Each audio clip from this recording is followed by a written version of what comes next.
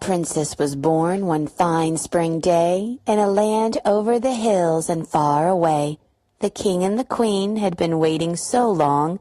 When the baby was born, the kingdom filled with song. Two kind fairies were invited by the king, their blessings to give and their wishes to bring. One said, "Little princess, may you always be kind," and the other gave her great beauty and a sharp mind. But there was another fairy who had come on her own.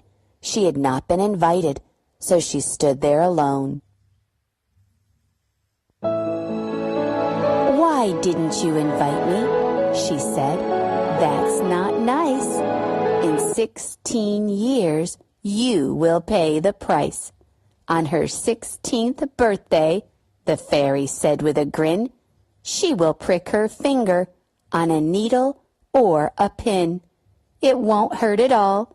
She won't shed any tears, but she will fall asleep for 100 years. The king called all of his servants that day to search every room in the castle right away. Let there be no needle, no pin, and no tack.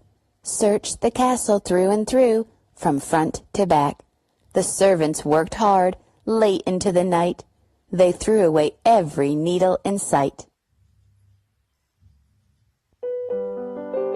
So the princess grew up year after year, with no needle in sight, without any fear. And on the day she turned 16, she had a big party with the king and the queen. The kingdom was happy, and the party went on. They all celebrated from dusk till dawn. The king was still worried, and he looked all around, but not one single needle or pin could be found. The castle was so crowded, with many people there, the princess went outside to get some fresh air. She saw an old lady wearing a hat of red, sitting quietly and holding a needle and thread. "What is that?" said the princess. "It's not something I know." The old lady said, "Come look at me and see how I sew.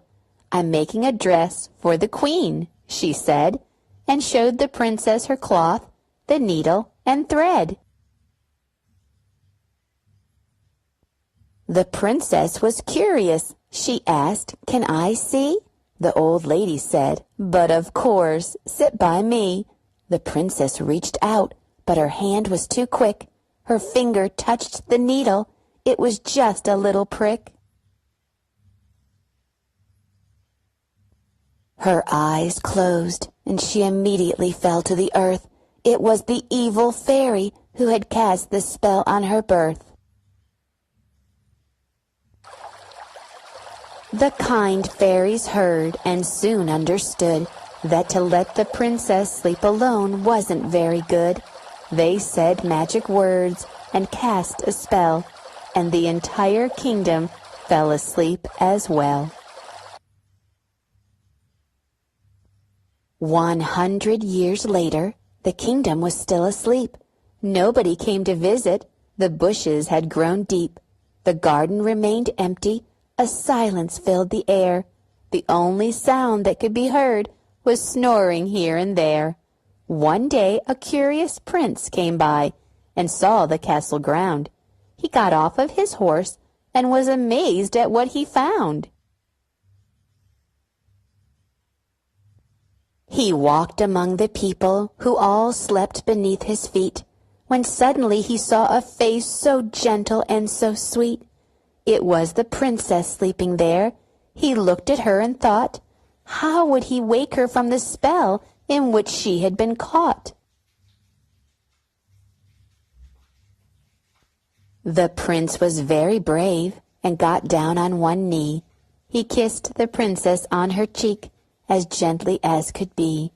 She smiled a great big smile and opened eyes of blue, and everybody else around the kingdom woke up too. A few months later, in the royal wedding hall, the prince and the princess held a grand ball. They danced in the garden by the lake, and this time everyone stayed awake.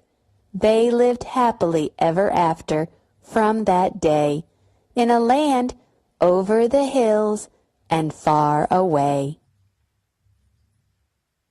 The end.